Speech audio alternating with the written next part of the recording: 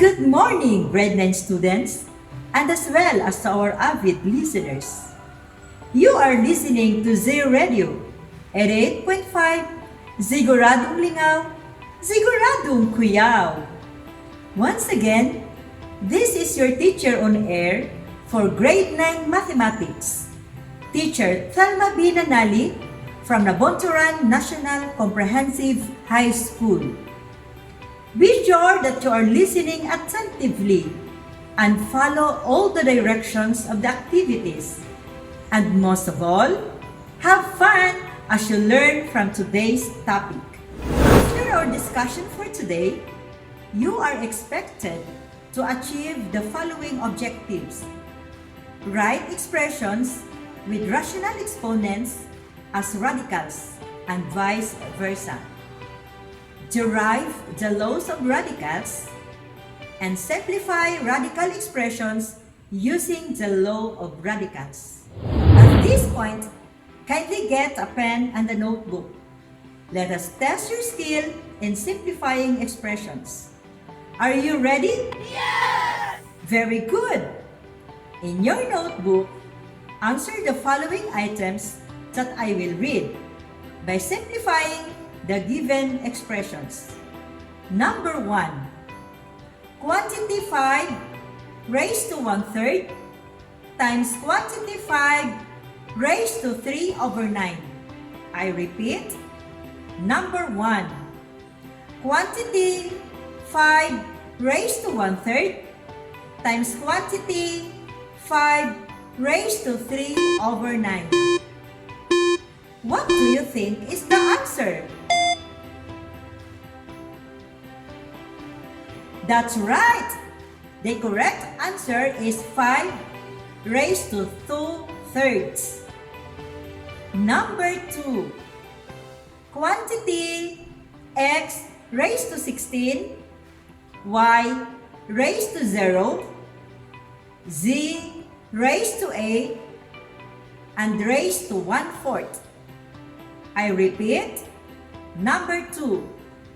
Quantity x raised to 16, y raised to 0, z raised to 8, and raised to 1/4.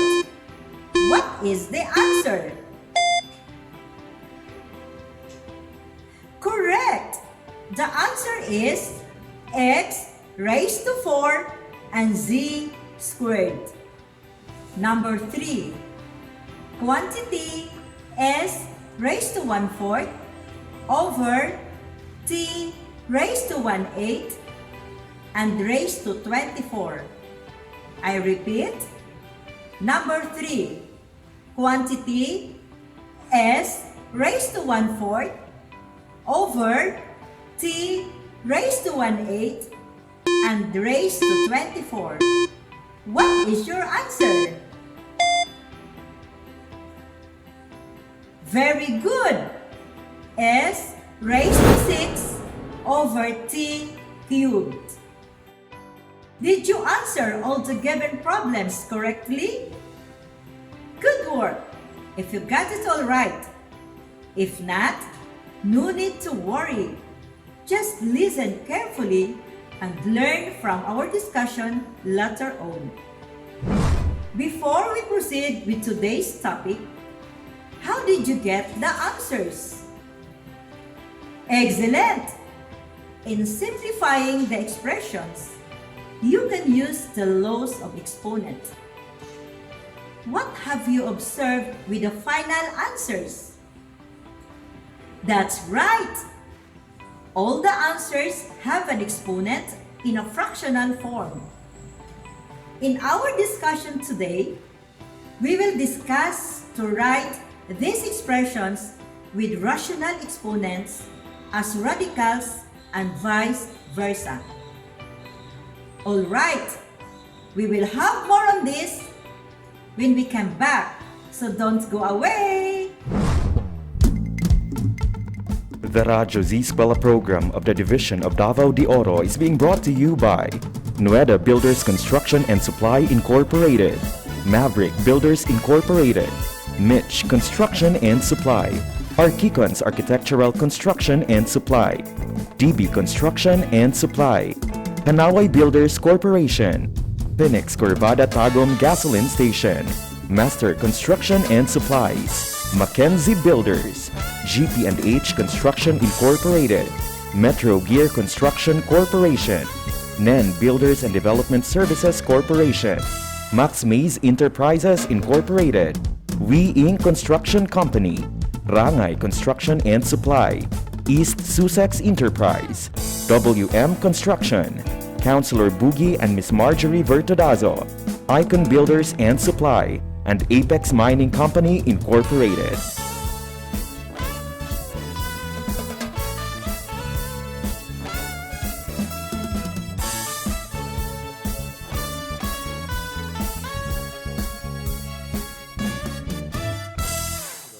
I'm back! So let us now continue to understand further. I have here an example on how to express expressions with rational exponents into radicals. But let us recall first the parts of a radical expression. It cannot be called radical expression without the symbol called radical sign. So remember, the symbol is called radical sign. You can see a superscript number in the V-shaped part of the symbol. It is called index. Can you repeat the name of the superscript number? That's right, index. Lastly, radicand is the term used for the number or expression written inside the radical sign. Now, let us have the examples. If you are given the expressions 3 raised to 2/3, how will you express it into radical expression? First is put the base inside the radical sign. In your expression, you have 2/3 as your exponent. Use the numerator 2 as the exponent of the number inside the radical sign and use the denominator 3 as the index. After that, you can simplify the radicand. Since we have 3 squared as radicand, we can simplify it as 9. Our final answer will become 3rd root of 9. Did you understand the example? If not, let us have another example. You are given the expression quantity 2n raised to 3/5. Since the base is inside the parenthesis, meaning the whole term owns the exponent. Therefore, our radicand will become 2 cubed n cubed, and the index is 5.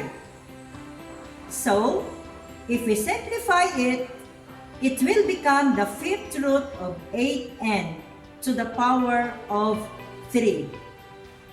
Is it clear now? Very good.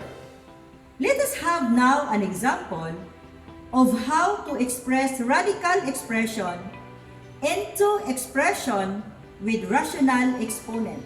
If you are given the square root of 3, how will you express it into expression with rational expression? First, write the radicand as the base of the expression. Therefore, 3 is your base.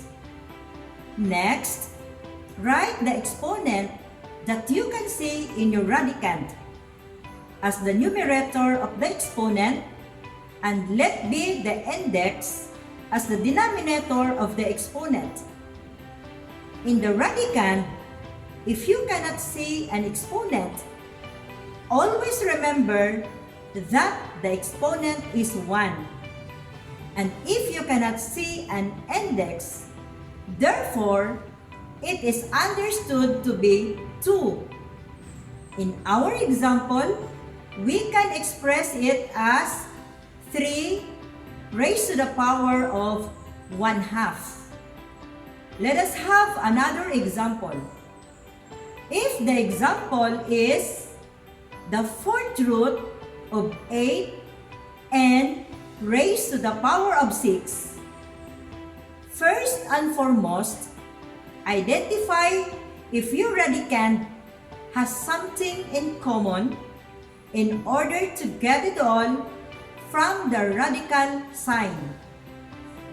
Since in your radicand, 8n is not written inside the parentheses, therefore, we can say that only n owns the exponent 6.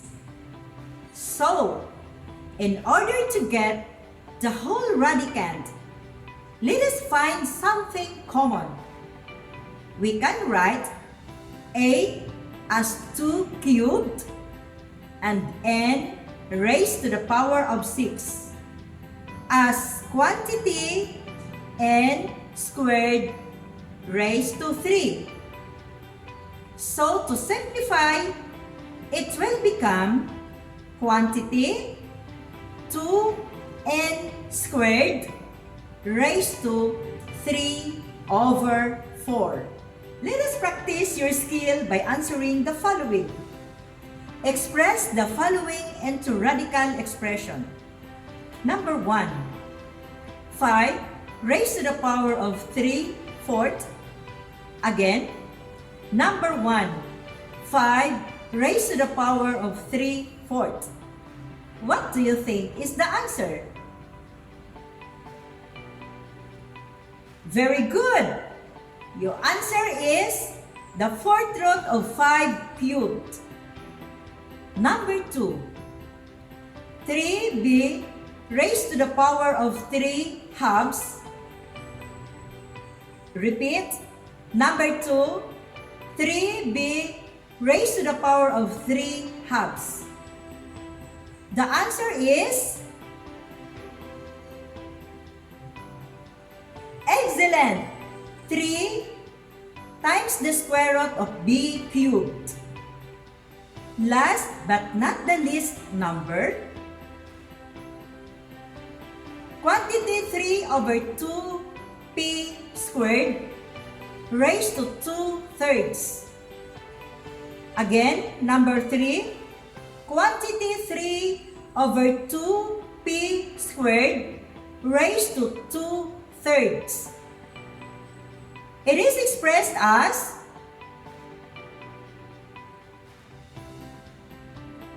correct! The cube root of 9 over 4p raised to the power of 4.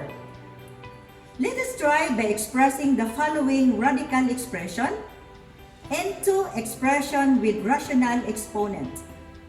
Number 1, the square root of 6x raised to the power of 5. I repeat. Number 1, the square root of 6x raised to the power of 5.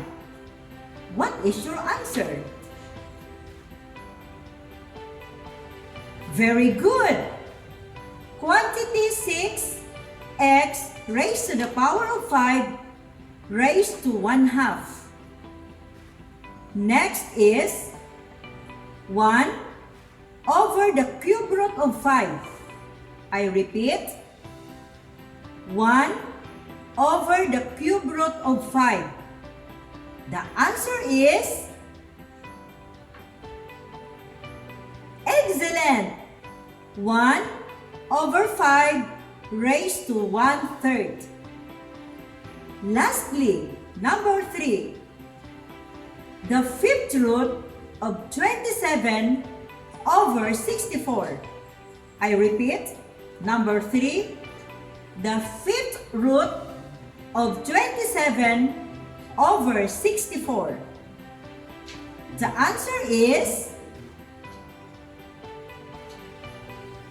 Very good!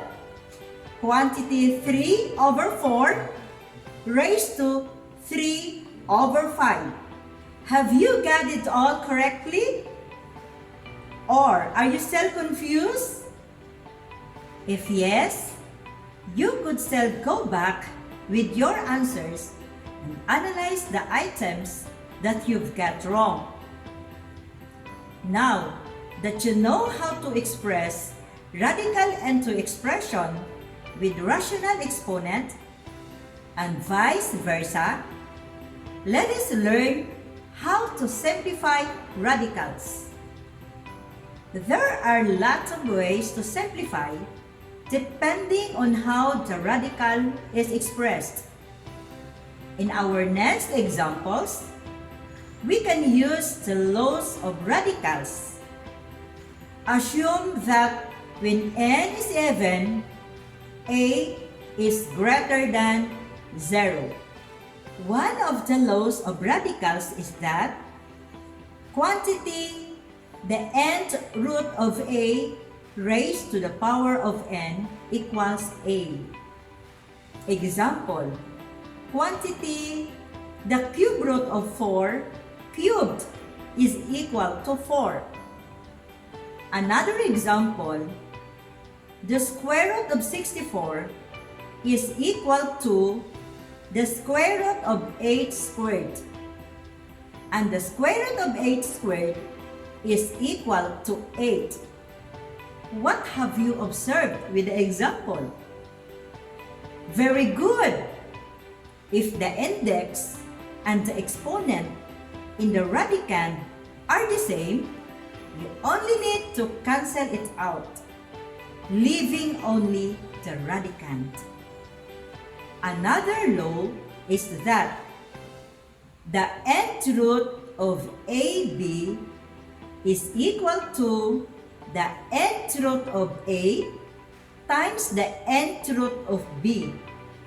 Example, the square root of 50 is equal to the square root of 25 times the square root of 2, which is equal to 5 times the square root of 2. In this example, if your radicand is the perfect nth root, therefore, you need to factor the radicand into perfect and non-perfect nth powers.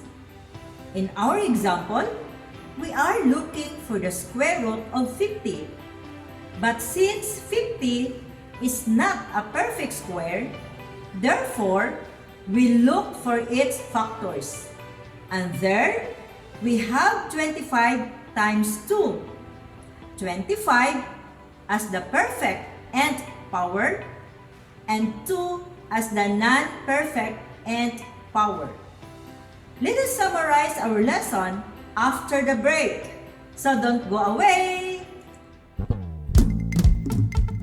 The Radyo Z-eskwela program of the Division of Davao de Oro is being brought to you by Nueda Builders Construction and Supply Incorporated, Maverick Builders Incorporated, Mitch Construction and Supply, Archicons Architectural Construction and Supply, DB Construction and Supply, Hanaway Builders Corporation, Phoenix Corvada Tagum Gasoline Station, Master Construction and Supplies, Mackenzie Builders, GP&H Construction Incorporated, Metro Gear Construction Corporation, NEN Builders and Development Services Corporation, Max Mays Enterprises Incorporated, We Inc. Construction Company, Rangay Construction and Supply, East Sussex Enterprise, WM Construction, Councilor Boogie and Miss Marjorie Vertodazo, Icon Builders and Supply, and Apex Mining Company Incorporated.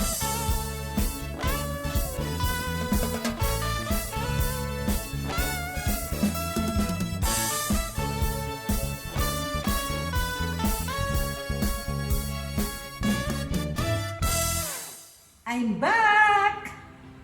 Let us summarize our lesson.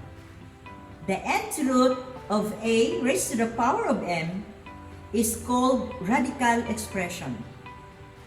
A radical expression or radical is an expression containing the symbol called radical sign.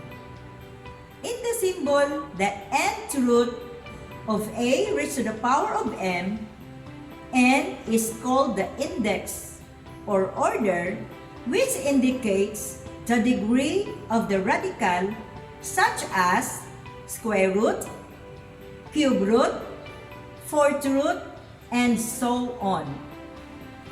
A raised to the power of m is called the radicand, which is a number or expression inside the radical sign, and m is the power or exponent of the radicand. Always remember that a is greater than 0 in the definition. The nth root of a raised to the power of m for an even n, because it will not hold true if a is less than 0. If a is a negative real number and n is an even positive integer, then a has no real nth root. For example, the square root of negative a equals no real root, and the cube root of negative a equals negative 2. There are 3 ways to simplify radicals. Number 1, removing perfect nth powers is breaking down the radicand into perfect and non-perfect nth powers and apply the property the nth root of AB equals the nth root of A times the nth root of B. Number 2, reducing the index to the lowest possible order is expressing the radical into an expression with a rational exponent, then simplify the exponent. Number 3, rationalizing the denominator of the radicand. Rationalization is the process of removing the radical sign in the denominator.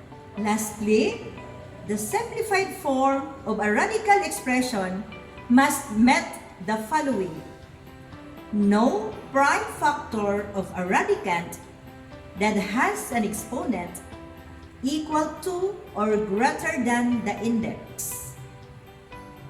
No radicand contains a fraction, and no denominator contains a radical sign. I hope you learned something from today's discussion. That's it for today. Once again, this is Teacher Thelma Nanali of Naboturan National Comprehensive High School at your service. Thank you for listening. Bye-bye! Radyo Z-eskwela Executive Committee. The School's Division Superintendent, Eufemia T. Gamuting Seso 5. Assistant Schools Division Superintendent, Dr. Romel R. Handayan. OIC Curriculum Implementation Division Chief, Karina S. Frasco. School Governance and Operations Division Chief, Dr. Ruben J. Riponte. Members, Cecilia Morales, Dr. Hilda A. Opeña, Dr. Arlene B. Lim, Dr. Elvicris B. Calzadora, Dr. Dexter A. Siquinia, Nohara O. Pinute, Noemi P. Canales, Dr. Grace D. Pontillas, Virgilito C. Pabrices, Juanito Lapiceros, Engineer Norberto S. Manlangi, Jomar M. Dumupoy, Bob Dalan S. Milabat, Medard T. Ampit, and Paz Eugenia Villusino. Technical Working Committee, Productions and Communications, Lorely E. Quijano, Given G. Hinampas, Judyland D. Yu, Donna D. T. Bolifer, Mary Rose N. Resma, Riwen Manuel, Irene Lea C. Manguhon, and Bessie Aya N. Banias. Social Media and Packaging Team, Christian and Hara L. Martesio, William R. Ranara, Joan T. Iscoton, Roberto S. Acusar Jr., May B. Istanyol, Richard H. Arellano, Lee L. S. Blanco, Ralph A. Tabanyag, Angelo Gutierrez Jr., and Jade Karen Arai.